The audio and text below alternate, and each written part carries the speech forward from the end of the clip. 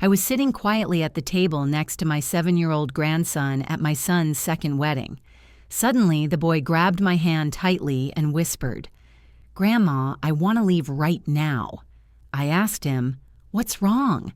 He trembled and replied, "Grandma, you didn't look under the table, did you?" I slowly lowered my gaze and froze. I took my grandson's hand and we got up in silence. "I'm so glad you're here." If you're watching this video, please like and subscribe to the channel and tell me in the comments where you're listening to my story of revenge from. I want to know how far it has reached. I was sitting in the middle of the wedding hall, a ballroom aglow with candlelight, right next to my little grandson, the boy I love more than life itself. Today was the wedding of my son, Alex, to his second wife, Ava. My little boy, Leo, was busy pushing his red toy car back and forth across the immaculate white tablecloth. His clear eyes seemed immersed in a world of his own, where the noise of the adults around him didn't exist. I looked at him, and my heart softened. I carefully straightened the tiny bow tie at his neck, a gesture as gentle as if I were caressing the memory of his mother, Maria, whose every tender smile I still remember as if it were yesterday. The soft melody of the jazz band filled the room, blending with the murmur of conversations and the clinking of wine glasses. The ballroom was decorated with impressive luxury, with arrangements of pristine white roses on every table, and the candlelight reflected on the gleaming silver plates. I looked up, searching for Alex. He was busy going from table to table, toasting to thank the guests with a radiant smile that seemed to want to hide the emptiness I knew he still carried in his heart since Maria left. In the distance, Ava, my son's new wife, stunning in her beaded wedding dress, posed for photos with her friends. Her smile was perfect, without a single cloud, as if the whole world belonged to her. I looked at her and felt something strange in my chest, a weird sensation, but I tried to ignore it, telling myself I was just being overly sensitive. Waiters moved gracefully between the tables, serving more wine, clearing empty plates, and arranging the napkins. An elderly couple sitting at our table turned to me with a kind smile. "How fast Leo is growing up. How old is he now, Betty?" I smiled and replied in a soft voice, "He just turned 7. Time flies." Then I turned to cut a small piece of cake to give to Leo. The boy looked up, his eyes shining with gratitude, but he immediately lowered his head again and continued pushing his toy car as if only that toy was the place where he felt safe. Suddenly, Leo stopped. His little hand stopped pushing the car, and his round eyes looked at me with a seriousness that was not normal for him. I was a little startled. A bad feeling ran through my body. He grabbed my hand tightly. His little fingers were ice cold. In an urgent voice, he whispered, "Grandma, I want to leave right now." His voice trembled as if he were holding back a fear he couldn't explain. My heart raced. I leaned over him and put a hand on his shoulder. "What's wrong, my boy? Tell me what it is." Leo shuddered, pressing his lips together, and then he whispered so softly that I had to lean my ear closer to hear him. "Grandma, you didn't look under the table, did you?" His words were like a cold knife that went through my chest. A terrible anguish began to grow inside me, making it hard to breathe. I tried to stay calm and stroked his hair, but his gaze, the panicked look of a boy of just 7, prevented me from ignoring it. "It's okay, my love." "Let your grandma look," I said, trying to make my voice sound calm to soothe him, although I felt my own heart was pounding.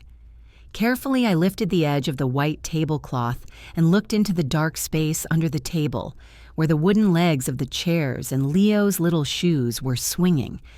And then I saw it.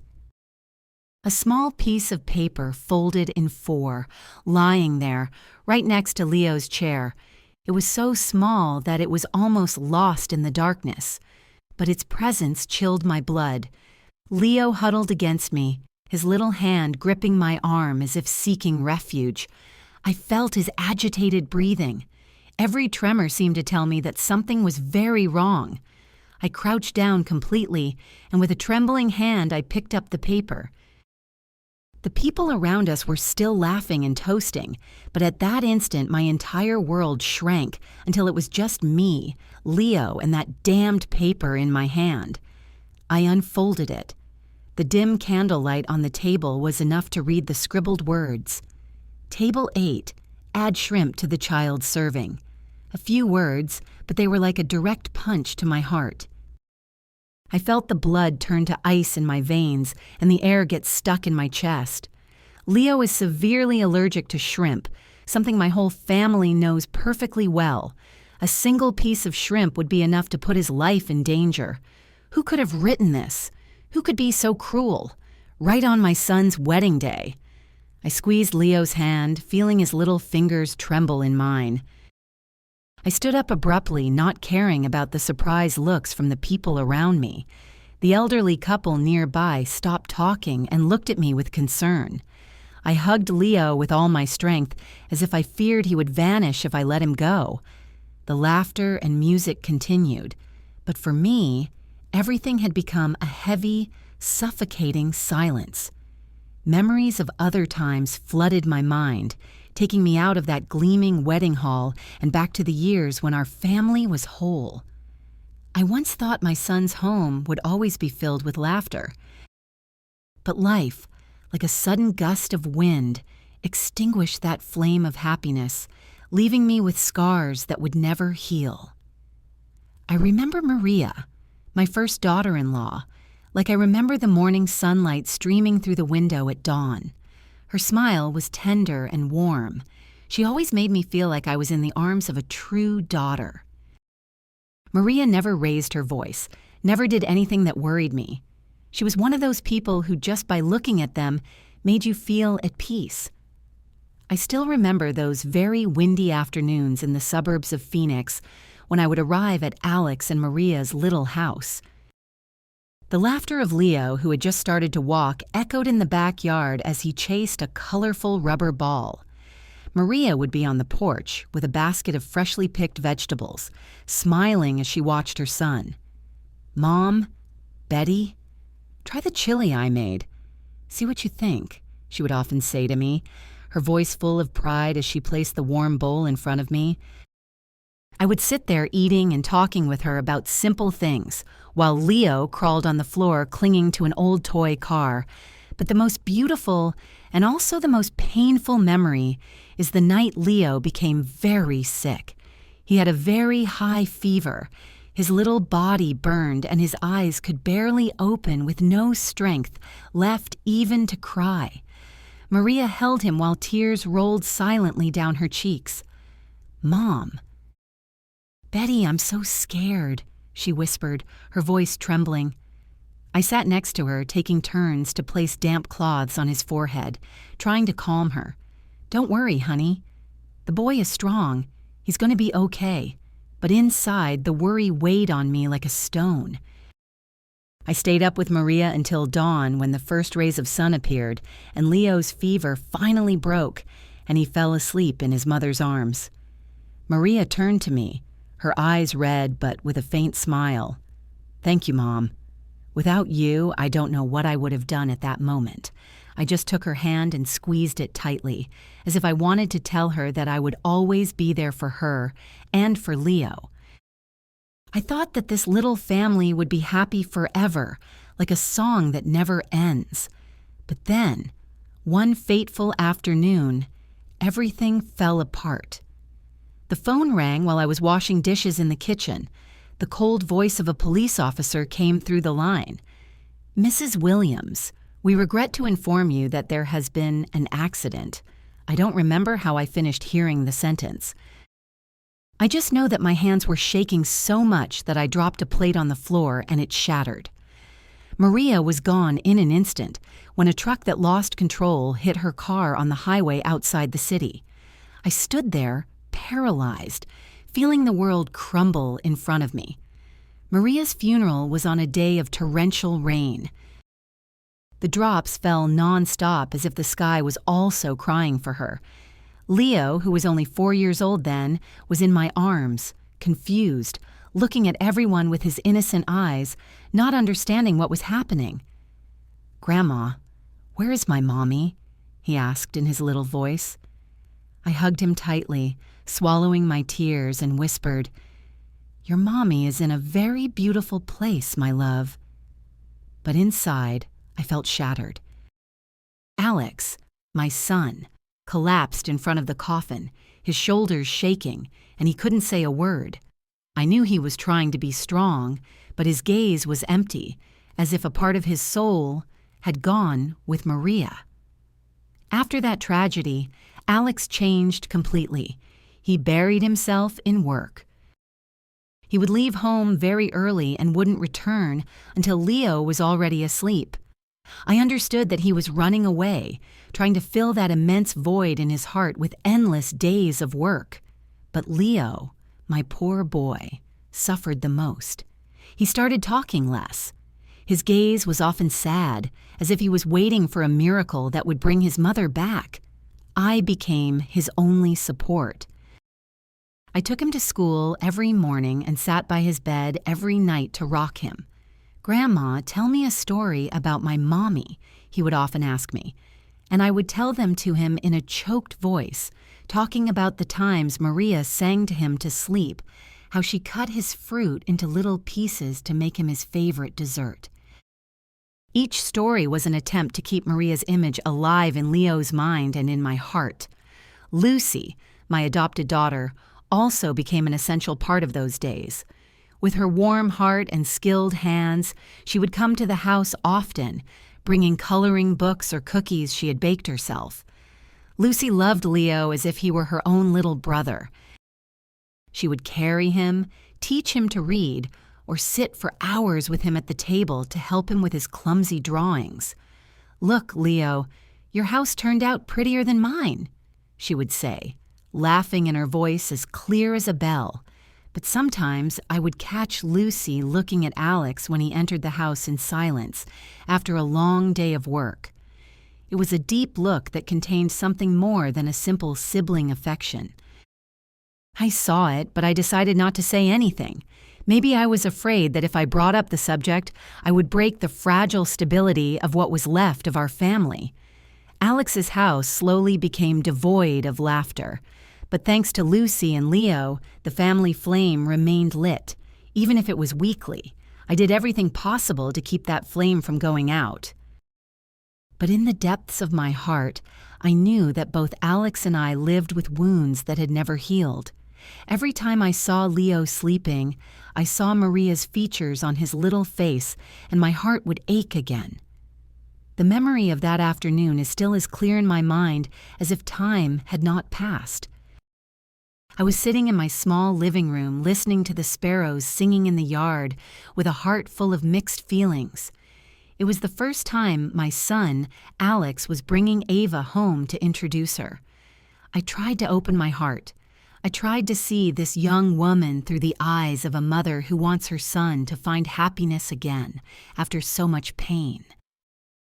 But deep down, I couldn't shake a feeling of unease like a cold wind that made me shiver. That afternoon, Alex arrived later than usual. I was in the kitchen preparing the tacos that Leo loved so much when I heard the door open. Alex came in with a strange glow on his face. His eyes lit up as they were in his youth when he used to talk about Maria with a passion he couldn't hide. "Mom," he said in a choked voice, leaning against the doorframe, "I want you to meet someone." I stopped what I was doing and looked at him, feeling a bit of nervousness. "Someone special?" I asked, trying to keep my voice calm. Alex smiled, a smile I hadn't seen in a long time. "Yes, you're going to like her very much," he said, full of confidence. I nodded. I wiped my hands on my apron, trying to hide the worry that was starting to grow in me. After Maria, I wasn't sure anyone could fill the void she left, not only for Alex, but also for Leo and for me. That night, Ava appeared. She entered my house in an elegant light blue dress, her hair perfectly styled in waves that framed her face, and her lips painted a soft red that curved into a smile. That smile, I must admit, was charming, as if she had rehearsed it to please anyone. "It's a pleasure to meet you, Mrs. Williams," she said in a sweet voice, bowing her head slightly. I returned her smile, invited her in, and served her a cup of hot, aromatic coffee.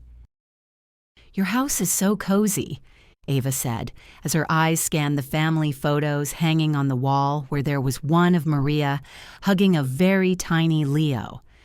I nodded and thanked her, but her eyes lingered on that photo longer than I would have liked, and I wasn't sure if I liked that. Dinner went on in an atmosphere that I tried to make as friendly as possible. I placed the dishes I had prepared all afternoon on the table: tacos wrapped in corn tortillas, a plate of enchiladas with red sauce, and a fresh salad with mango, Leo's favorite dish.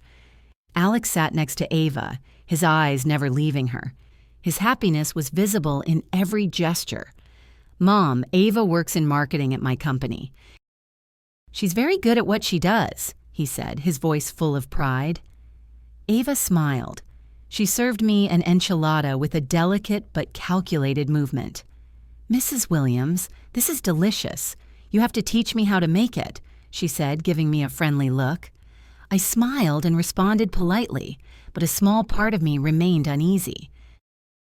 There was something about the way she spoke, the way she laughed, that made me feel like I was watching a very well-staged play.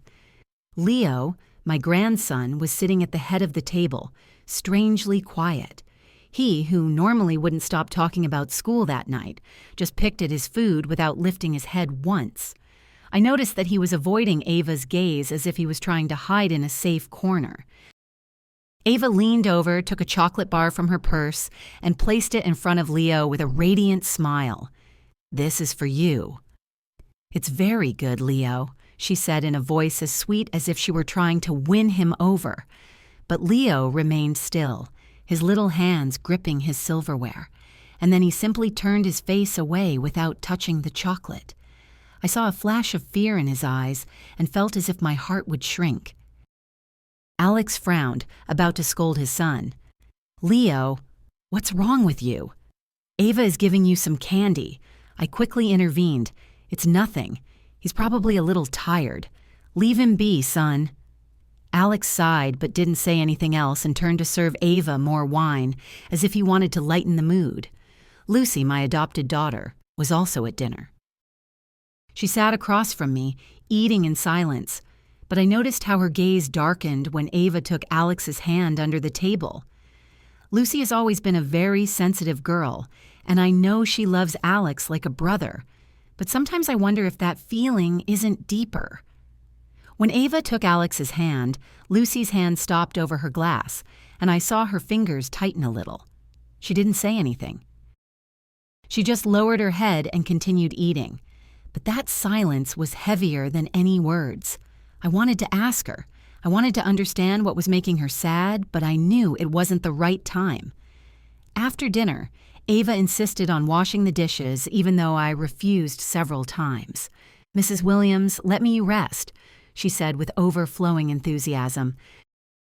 I reluctantly agreed and watched her go into the kitchen, roll up her sleeves, and hum a cheerful tune while she cleaned. I must admit that she did everything impeccably. The dishes were neatly stacked, and the sink was sparkling. For a moment, I thought, this girl seems very caring. But then, when I went out into the living room, I saw Leo sitting, coloring with his little hands clutching a crayon. Ava approached and sat down next to him, praising him. "You draw so well, Leo." "What is it?" "Let me see." But Leo immediately let go of the pencil and leaned back with an expression of distrust, as if she were a threat. Ava glanced at me and quickly forced a smile as if to cover up the awkward moment. "What a shy boy," she said in the same sweet voice, but I saw something strange flash in her eyes. Alex, meanwhile, didn't seem to notice anything out of the ordinary. He was busy serving more wine, telling funny anecdotes from work, and laughing loudly every time Ava told a joke. The introduction ended with my son completely satisfied, seeing Ava off at the door with his eyes fixed on her, as if there was no one else in the world. I stood there watching them walk away with a strange feeling in my heart, as if something wasn't quite right. Time passed and Ava gradually became a part of our lives. One weekend morning, with the bright California sun flooding the living room through the windows, I was knitting a scarf when Ava appeared, smiling from ear to ear. "Mrs. Williams, I want to take Leo to the park today. Is that okay?" she asked, her voice full of enthusiasm. I looked at Leo, who was on the floor playing with his wooden blocks, his face expressionless. "Of course, I'm sure he'd love it," I replied, forcing a smile. Even though I felt a little doubt inside, Alex had gone to work, and I thought maybe a little fresh air would do Leo good. Ava took Leo's hand and led him toward the door while I watched them go, with a strange heaviness in my heart. When they returned, Ava came in with a triumphant smile. He had so much fun. He wouldn't stop going down the slide, and he even asked for another ice cream, she recounted, her voice full of excitement. But when I looked at Leo, I saw that his shirt was dirty with some dried dirt stains on the blue fabric that I had ironed myself that morning. He was silent with his toy car in his hand, without saying a word about his outing. "Did you have fun, my boy?" I asked, crouching down to stroke his hair. He just nodded slightly, looking away. I wanted to ask him more to know why he was so quiet, but Ava intervened with her always sweet voice. "I already told you, Mrs. Williams." He loved it.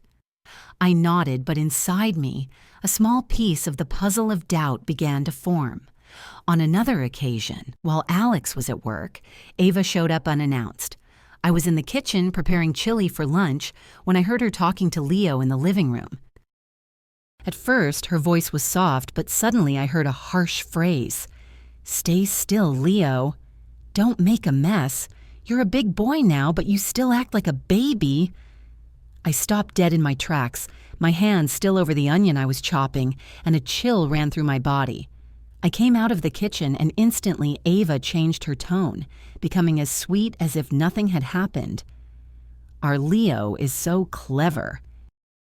Look at the tall tower he built," she said, pointing to the wooden blocks the boy was playing with a radiant smile. But Leo just pressed his lips together and looked at me as if asking for help. I tried to smile and said, "Yes, he's very skilled," but inside the unease was starting to grow, like a small thorn digging into my heart. I tried to calm myself. Surely she's not used to children. Anyone is a bit clumsy at first. Leo's 7th birthday is a memory I will never forget. Lucy, my adopted daughter, spent all morning baking a chocolate cake, Leo's favorite. When she arrived with the cake and placed it on the table with its candles lit, Leo shouted with joy. His eyes lit up for the first time in months. "Aunt Lucy, this is my favorite cake," he exclaimed, running to hug her. She smiled, stroked his hair, and told him tenderly, "I made it for you, my love." Eat a lot. I watched them with a warm heart, feeling that the family flame was rekindled. Ava was also there, but she only clapped in a forced way, standing in a corner with a weary smile. Her only gift for Leo was an indifferent pat on the shoulder and a happy birthday champ. I saw how Leo shrank a little, avoiding her gaze, and my heart ached again. I wanted to say something, but I stayed quiet, telling myself not to get too involved. Another time, Alex took Ava and Leo to the grocery store. I stayed home, but when they returned, I heard Ava complaining in an irritated tone. Leo dropped a whole bag of candy at the checkout, and I had to pay for it. What a clumsy boy. Alex frowned and turned to scold his son. "Leo, you're a big boy now. You have to be more careful." I saw Leo lower his head with his hands intertwined, and his eyes sought mine as if asking for help. I quickly approached and put a hand on his shoulder. "Don't worry, my boy, it was just some candy." But inside, I couldn't stop wondering why Ava got so angry so easily with a child. Why couldn't she be as gentle as Maria had been? One afternoon, when I went to pick up Leo from school, his teacher took me aside and said in a low but concerned voice, "Mrs. Williams, lately Leo has been talking less and seems very withdrawn. Is something happening at home? I froze, but I tried to downplay it. I'm sure it's just the changes, Mrs. Davis. Don't worry. But on the way home, Leo tugged on my blouse and said in a trembling voice, "Grandma, I don't want to go home with Miss Ava." I stopped and knelt down to look into his clear eyes, my heart feeling squeezed.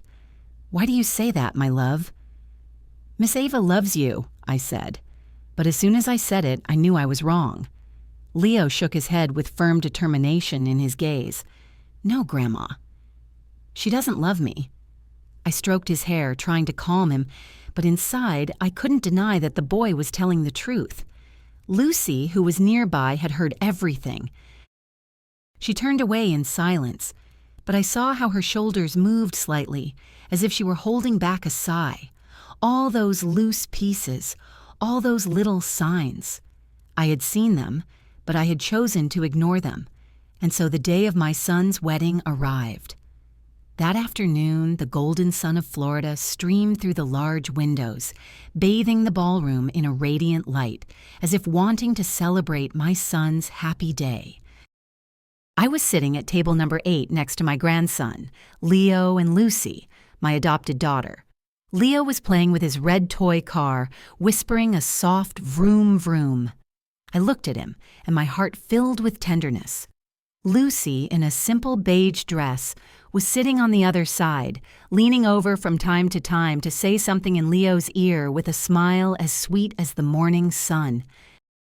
"Eat another little piece of bread, my boy," she said, breaking off a small piece for him. I smiled at the sight, feeling a little comfort in my heart. Although our family had gone through so much pain, the presence of Lucy and Leo was always the fire that warmed my soul. Alex, my son, dressed in an elegant navy blue suit, was walking between the tables, toasting with relatives. His face was overflowing with happiness. His radiant smile seemed to want to erase the dark years that followed Maria's death. I looked at him, feeling a mix of pride and sadness. I wanted to believe that he had found a new happiness, that Ava, the dazzling bride in her beaded wedding dress, would give him a new home. But every time my gaze met Ava's, who was laughing loudly in front of the cameras, never letting go of her wine glass, I felt a small thorn digging into my heart. Her smile was too perfect, like a carefully placed mask. The soft melody of the jazz band played, blending with the lively conversations of the guests. The waiters moved discreetly, serving appetizers, crispy crackers, an aromatic cheese dip, and plates of fresh shrimp elegantly decorated. I noticed that Leo only took a cracker and then carefully pushed the shrimp plate away. I frowned and asked him in a low voice, "Don't you like this, my love?" The boy shook his head, looking away as if he were hiding something. I wanted to ask him more, but a close relative interrupted, saying cheerfully, "And Leo is behaving well, Betty. Look how big he's gotten." I smiled and replied, "He's a smart little man now." But inside, I couldn't help but worry. Leo had never refused food in such a strange way. In the distance, I saw Ava's gaze turn to our table. The smile on her lips seemed to tighten for a second, just enough for no one to notice before she turned to continue toasting with another guest. I tried to dismiss my uneasiness, telling myself I was overthinking, but then everything changed in an instant. Leo, who was still playing with his toy car, pushed it too hard, and the toy rolled onto the floor. The boy quickly crouched down to pick it up, but I saw him freeze, his eyes wide, fixed on something under the table. I leaned over to ask him what was wrong when Leo pulled out a small piece of paper folded in 4 with trembling hands and a pale face. He immediately clung to my hand and whispered urgently, "Grandma, let's go. Please, let's go now." My heart started pounding as if it wanted to jump out of my chest. "What's wrong, my boy?" I asked, trying to stay calm. But Leo's panicked look prevented me from doing so. Trembling, he repeated that question that chilled my blood. "You didn't look under the table, did you?" His words were like a cold knife that paralyzed me. I crouched down, lifted the white tablecloth, and my eyes scanned the dark space under the table. The little paper was lying next to his chair, a harmless object but full of menace. I picked it up with trembling hands, feeling the world shrink around me, leaving only Leo, me, and that damned paper. I unfolded it. The candlelight was enough to read the scribbled words, "Table, add shrimp to the child's serving." A few words, but they were like an electric shock that ran through my entire body. I subconsciously crumpled the paper in my hand. The music, the laughter, everything around me seemed to sink into an abyss from which I couldn't escape. Ava, in her dazzling wedding dress, continued to laugh in a corner of the ballroom, raising her glass to toast with a guest as if nothing in the world could worry her. Alex was busy taking photos with his coworkers with a radiant smile that seemed to confirm that this was the happiest day of his life. But for me, everything in that ballroom was a farce, a curtain that hid the terrible truth I had just discovered. I squeezed the paper tightly, feeling it burn my skin. Leo, the grandson I loved more than my own life, had almost become the victim of an evil plot, right on his father's wedding day. I turned to Lucy, my adopted daughter, who was sitting next to Leo. Her eyes were filled with concern when she saw my expression. "Take care of Leo, please," I said, trying to stay calm, although I knew I couldn't hide the tremor in my voice. Lucy nodded, pulling Leo closer to her and hugging him tightly like a protective shield. "Where are you going?" she asked me in a low voice, but full of anguish. I just shook my head without answering because I didn't even know what I was going to do next. I quickly went out into the hallway, my legs heavy, as if they were carrying lead, but with my heart pounding, urging me to act. Near the bar, I saw a group of waiters chatting. Their laughter sounded like a painful contrast to the storm that was raging inside me. I recognized David, the young man who had brought the food to our table several times. He had a kind face and a friendly smile, but at that moment, I couldn't think about that. I walked straight up to him, put the paper in his face, and asked in a firm voice, "Do you know who sent this paper?" David looked at the paper, and his face changed instantly. His carefree smile turned into an expression of panic. "My God, this is my paper," he stammered, his hands trembling as if he wanted to snatch it from me. "A woman gave it to me, and I accidentally dropped it when I was carrying the tray." His words were like a ray of light in the midst of confusion, but they also agitated me even more. "Who gave it to you?" I insisted, almost shouting, completely losing my composure. David took a step back, confused. "I don't know her name, ma'am." "She just told me to give it to the chef. The paper didn't say who sent it." Rage exploded inside me like a burning fire. "All the more reason," I said, getting closer, my voice trembling with anger and fear. "You know, my grandson is severely allergic to shrimp. A single piece could kill him." David turned pale, his eyes wide with horror, and shook his head frantically. "Ma'am, I really didn't know. I just followed the note. I had no idea about anything." His voice broke as if he too was trapped in this nightmare. The other waiters began to whisper among themselves, looking at each other with curiosity and concern. I squeezed the paper in my hand, feeling it burn my skin. I wanted to scream. I wanted to break everything, but I knew I couldn't let my emotions get the better of me. Leo was waiting for me, and I had to protect him. From inside the ballroom, the embassy's voice cheerfully announced that they should get ready for the main course. His voice was like a cruel reminder that time was running out, and if I hesitated, a deadly trap could be waiting for Leo. I took a deep breath, trying to control the trembling in my body. I knew I couldn't stay silent. If I didn't act right now, I would never forgive myself. I returned to the ballroom with the paper still in my hand as irrefutable proof of a sinister plan. The ballroom was still flooded with candlelight, and the music of the jazz band mixed with the laughter of the guests. The waiters silently served the main courses, and the aroma of roasted meat and gravy filled the air. But for me, everything was a farce.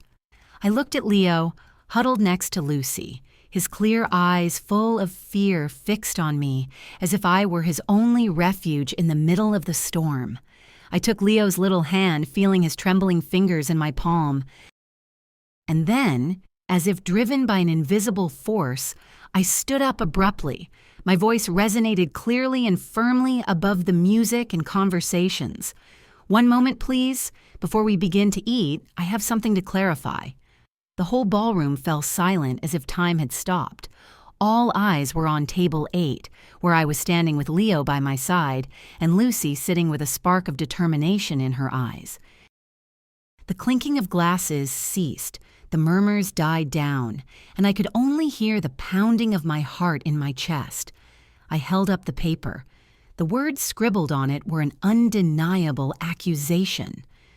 "Who wrote this paper asking for shrimp to be added to the food of the child at table 8? I asked, my voice trembling with indignation, but forcing it to be clear and sharp. Whispers began to be heard like small waves in a calm lake. Some guests looked at each other, shaking their heads with looks of curiosity and confusion. I felt Leo's gaze fixed on me as if he were begging me to do something to protect him. Alex ran from another table with a smile on his face that quickly turned to concern when he saw my expression. "Mom, what's going on?" he asked, completely bewildered. I didn't answer him immediately. I just put the paper on the table and pushed it towards him.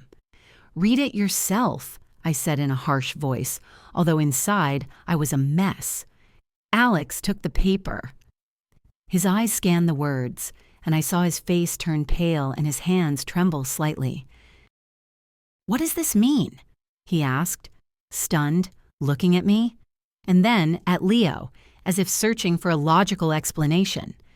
Ava, in her dazzling wedding dress, approached, frowning with a perfectly fiend surprise. "What is all this? Some kind of bad joke?" she said in a soft voice, but I noticed a flash of panic in her eyes. I looked at her directly in the eyes, my heart gripped by anger and fear. "My grandson is allergic to shrimp," I said, my voice trembling with indignation. "This is not a joke. This is an attempt at murder." My words fell like thunder, plunging the ballroom into a deathly silence. Some guests' mouths dropped open in astonishment, while others began to whisper, their eyes moving from me to Ava. Ava let out a forced laugh, a mask to maintain her composure. "Excuse me, Mrs. Williams, but there is no name on the paper. Are you going to believe a story that a child who found it made up?" she said with a mocking tone, trying to make me look like a paranoid old woman. Some guests began to comment doubtfully. Maybe it's a misunderstanding. Who would do something like that at a wedding? The blood boiled in my veins. Ava's audacity left me almost speechless. I wanted to scream. I wanted to tear off that wedding dress to reveal the truth. But I knew I had to remain calm for Leo, for my family. Suddenly, Lucy stood up, hugging Leo tightly, her eyes reened and fixed on Ava. "That's enough, Ava." Her voice sounded cold but full of pain, as if she couldn't contain herself any longer. Lucy stepped forward and slapped her, a smack that echoed throughout the ballroom. The dry, resounding sound broke the silence and the falsehood. Everyone froze, including me. Ava put a hand to her cheek, her eyes wide with shock, and then turned to Alex, sobbing. "You see, she's crazy with jealousy, and that's why she's attacking me. What have I done to deserve this?" Lucy didn't back down, her fists clenched and her voice broken with rage. "The only wicked person here is you. You wanted to harm an innocent child at your own wedding." Her words were like a knife that cut through the heavy air of the ballroom. The looks of doubt began to center on Ava, and I saw her freeze, her false smile fading. Alex was motionless. His gaze went from me to Lucy and Ava, as if he were trapped between two worlds. "Lucy, calm down," he said in a trembling voice, but I knew he was no longer sure who to believe. The murmurs of the guests grew like a tide that carried all eyes toward me, toward Ava, and toward Leo, my little grandson, who was trembling in Lucy's arms. Ava tried to maintain her false calm, but I saw her hands shake when she spoke. "This is a slander. I'm sure someone put that paper there to ruin our wedding." Her voice was sharp, but I noticed the panic in her eyes, as if her perfect mask was starting to crack. I couldn't stand her audacity anymore. The anger inside me exploded like a fire that consumed all my patience. I hit the table hard, making the glasses shake. "That's enough," I shouted in a voice so cold that it silenced even the music of the jazz band. "David, come here." The young waiter, David, approached from a corner, his face pale with fear. His eyes darted from side to side as if he were trapped between the truth and the storm that was coming. I showed him the paper, my voice trembling but firm. "Confirm it. Is this the paper you received?" David nodded repeatedly, stammering. "Yes, ma'am, it is.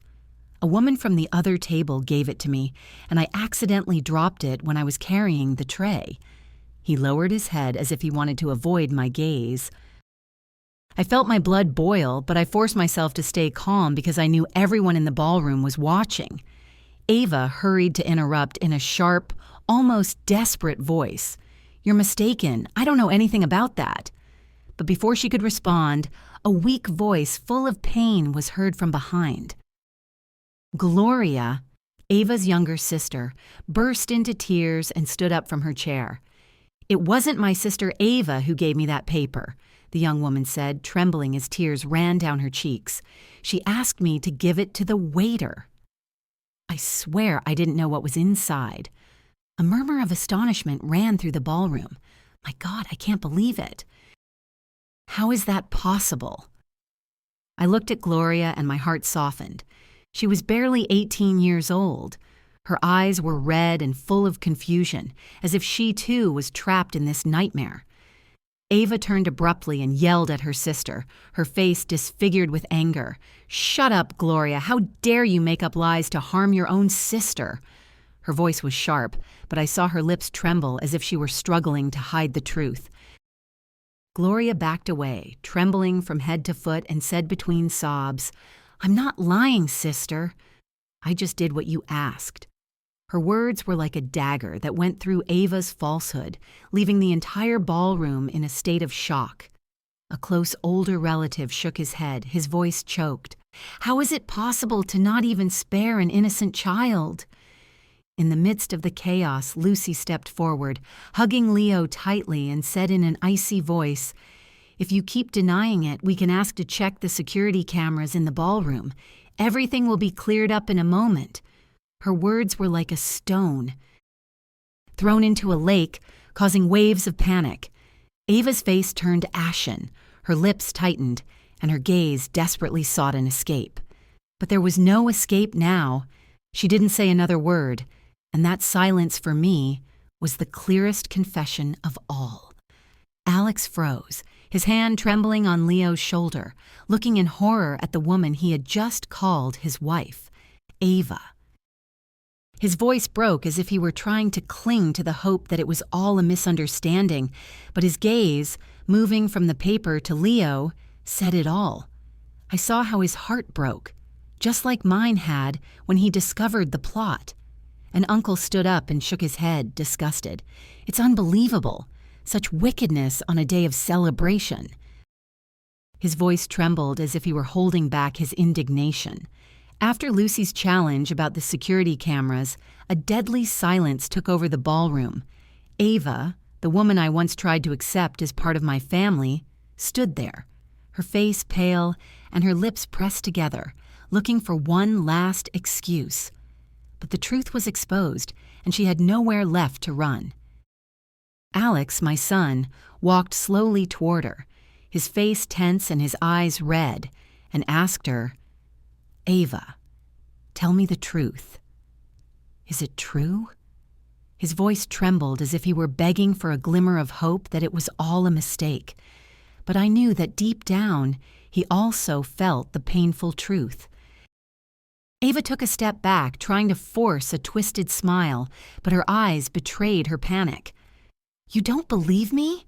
she said in a broken voice, as if trying to cling to the last drop of Alex's trust. "It's all their plan. I didn't do anything." But her words sounded weak, like a wind about to die out before a storm. I looked at her, my heart heavy with indignation and pain. This woman I thought would bring my son happiness was now standing in front of me like a stranger, a danger I hadn't seen before. Lucy, my adopted daughter, put a hand on Alex's shoulder and said in a voice she was holding back with all her might, "Leo almost died because of this woman." Her words were as sharp as a knife. Ava yelled desperately, "Shut up! You're just a jealous intruder." But Lucy didn't move. She was trembling with rage, but stood firm like a shield for Leo. "How dare you call me jealous?" Lucy responded in an icy voice. "Look this child in the eyes and tell me you didn't try to hurt him." Leo clung to me, his little hand squeezing mine as if he feared being dragged into that nightmare. The guests began to stand up. The festive atmosphere had completely broken. A relative of our family, Mr. Johnson, hit the table with anger. "This is a disgrace. We can't let this go." Murmurs of support were heard like waves that grew and drowned Ava in everyone's looks of contempt. Alex, trapped between truth and love, cried out, his voice broken with pain and indignation. "Leo is my son. You tried to kill my son at our own wedding." His words were like a direct stab to Ava's heart, and I saw her burst into tears. But those tears, I knew, were not of repentance, but of being discovered. I placed the paper on the table and declared in a firm voice, "Anyone who tries to harm my grandson will never have the right to set foot in this family." My words resonated clear and unyielding, like a sentence. Ava looked up, her eyes full of fire, but I saw defeat in her gaze. She had lost not only to me, but to the truth. The hotel security personnel approached and in a polite but firm manner asked Ava to leave the ballroom. "Ma'am, please come with us," one of them said in a cold voice. Ava backed away looking for help, but no one sided with her. Many guests shook their heads, leaving their half-empty glasses and sighing with resignation. "Unbelievable," one whispered. "How can someone be so cruel?" Another said, horrified. Alex stood motionless, his hands on his head as if trying to keep his world from collapsing. Then, as if he no longer had the strength to stand, he slowly knelt in front of Leo. His voice choked. "Son, forgive me? Forgive me, my boy, for not protecting you." I saw tears run down his cheeks, and I felt my heart break in two. I helped Alex get up, squeezing his shoulders, and said in a grave but confident voice, "Luckily, we stopped it in time. This false happiness has to end here and now." I looked at Ava, who was being escorted out amidst looks of contempt, and in my heart I knew that she never was and never would be a part of this family. In the days that followed that nightmare wedding, my family was caught in a silent whirlwind where wounds still bled and unanswered questions floated in the air. I felt as if I had just woken up from a nightmare in which I almost lost Leo, my grandson, whom I love more than life itself. The story of the failed wedding spread everywhere, from the small suburban streets to the conversations of distant relatives. The house phone wouldn't stop ringing. Some blamed Alex for blindly trusting Ava. Others sympathized with Leo, the innocent child who was almost the victim of an evil plot. But for me, every call was just a painful reminder of what we had gone through. Alex became withdrawn after what happened. He was no longer the radiant man in the navy blue suit from the wedding day. Instead, he would take Leo to and from school in silence every day, his gaze filled with pain and guilt. The name Ava, like a curse, was never mentioned in the house again. I looked at Alex with a pained heart, but I knew he needed time to heal, to find himself after being betrayed by the person he loved. I didn't blame him because I understand that love can get to people, but I also knew that our family had to rise from the ashes. I continued to care for Leo as I had since Maria left. I cooked his favorite dishes like cheesy pasta or a soft pudding, trying to give him back a sense of security. But who really healed Leo's soul? It wasn't me, but Lucy, my adopted daughter. Every morning, she would carefully prepare his lunch for school, carefully choosing foods without shrimp or anything that could put him in danger. She would even write a little note for the teacher explaining Leo's allergy along with a smiling face drawn with a crayon which he loved. "Aunt Lucy, you draw so well," Leo would exclaim when he opened his lunchbox, and I would see his eyes light up as if a part of his innocence had returned. Every afternoon, Lucy would take Leo to the nearby park. I used to watch them from a distance, seeing how she taught him to fly a kite, showing him how to hold the string so it would fly high. Once Leo fell off the slide and Lucy ran to him, picked him up, brushed the dust off his clothes, and whispered, "It's okay, my love. I'm here." Leo's clear laughter echoed, a sound I thought I had lost forever, and which was now like a balm for my heart. I looked at Lucy with infinite gratitude because she was not only a sister to him, but also like a second mother, filling the void that Maria had left.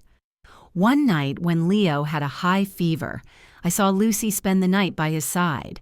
She sat on a chair next to the bed, placing damp cloths on his forehead, while she quietly told him the story of a brave sparrow that flew through a storm. I stood at the door watching in silence, and I realized that Alex's gaze followed Lucy for a long time. It was a complex look, full of gratitude and remorse, as if he was realizing something he had ignored for a long time. I didn't say anything. I just retreated in silence, giving them their space. But in my heart, I began to hope that maybe there was a light at the end of our family's dark tunnel. One night during one of the rare dinners where we were all sitting together around the table with the warm pasta I had prepared, Leo suddenly looked up, his clear eyes fixed on Lucy. "I want Aunt Lucy to be my mommy," he said in a soft but clear voice, as if it were something he had been thinking about for a long time. Everyone at the table fell silent. Lucy blushed and lowered her head, gripping the spoon as if to hide her embarrassment. Alex froze with tear-airy eyes, as if Leo's words had touched a very deep chord in his heart. I smiled. I put my hand on Alex's shoulder and said in a warm voice, "True happiness, son, doesn't come from a dazzling wedding dress, but from a sincere heart that knows how to love." Alex looked at me, then at Lucy, and I saw a small spark of hope shine in his eyes. Time passed, and Ava disappeared completely from our lives, like a toxic wind that had gone. Leo became a happy boy again, always stuck to Lucy with his red toy car and the drawings she made for him. I saw him running and playing in the yard, feeling a great relief, but also a pang of pain, thinking about everything he had to go through. One day, Alex took Lucy's hand. He suddenly stood in front of me in the living room and said in a trembling but firm voice, "Mom, I know I made a mistake." I was blind. I put Leo in danger, but this time, I don't want to let go of the person who has truly been by our family's side. Lucy lowered her head with flushed cheeks, but I saw a radiant smile on her lips. I nodded as tears silently rolled down my cheeks. "Son, the only thing I want is for you and Leo to be happy," I said in a choked voice. That night after Leo fell asleep, I sat by the window, watching the silver moon that stretched over the quiet street. Its soft light was like a reminder that although our family had gone through dark days, light always finds a way to break through. I whispered to myself, "Family isn't always made of blood ties. Sometimes it's chosen with love and courage." After that grim wedding, a new chapter full of light had truly begun for my family. I looked toward the yard where the kite that Lucy and Leo had flown the day before was still there, and I knew that although the old wounds might never fully heal, we would continue on together with love and strength as our support. After going through all this, I understood something very important.